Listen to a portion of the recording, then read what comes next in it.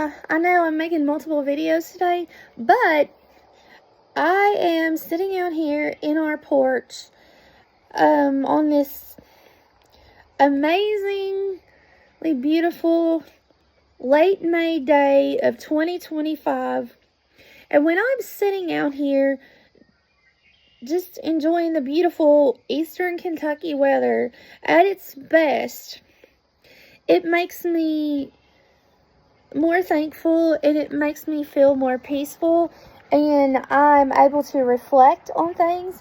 And when I reflect on things, it helps me to see my blessings and figure out maybe what I would need to do, and it helps me to get more creative for my videos and future books. And when the weather is nice up here in Eastern Kentucky, it's amazing. And just the area is really pretty in the springtime. Like, all of these flowers are blooming. They smell really good.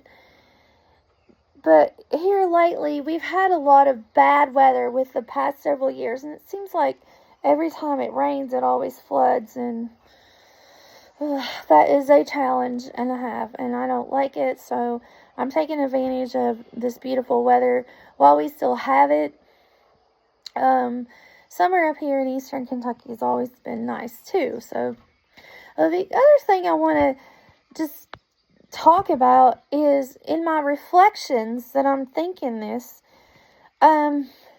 This is the year 2025, and 2005 was 20 years ago.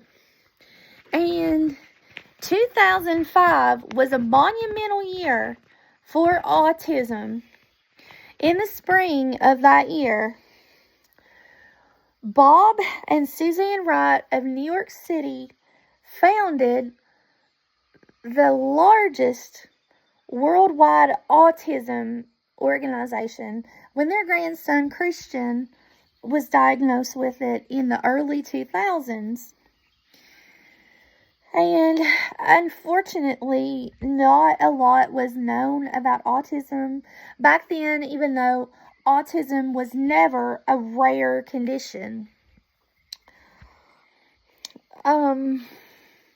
So 2025 makes 20 years of Autism Speaks.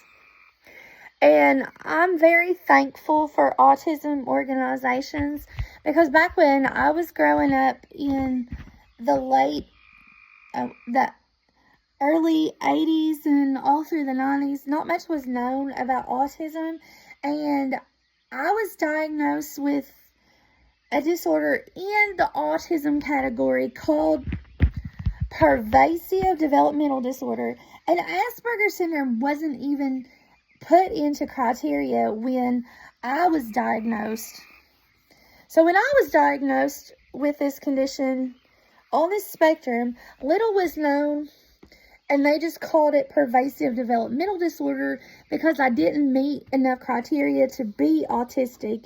And when Asperger's syndrome came into criteria, then that's when they found out that I actually had all the symptoms of that. So my prayers are for everyone on the spectrum. When I do these videos, I want to educate other people about autism and what I feel like would be helpful, and I want to offer suggestions. But I do also want to offer a disclaimer notice. If you feel like you need psychological or medical advice, I'm not a healthcare provider. I would strongly suggest that you seek out a healthcare provider or a medical provider for an appropriate diagnosis. Now, I'm only on here to spread awareness and to help educate about autism, not to diagnose it. All right. Stay tuned because I got more coming up.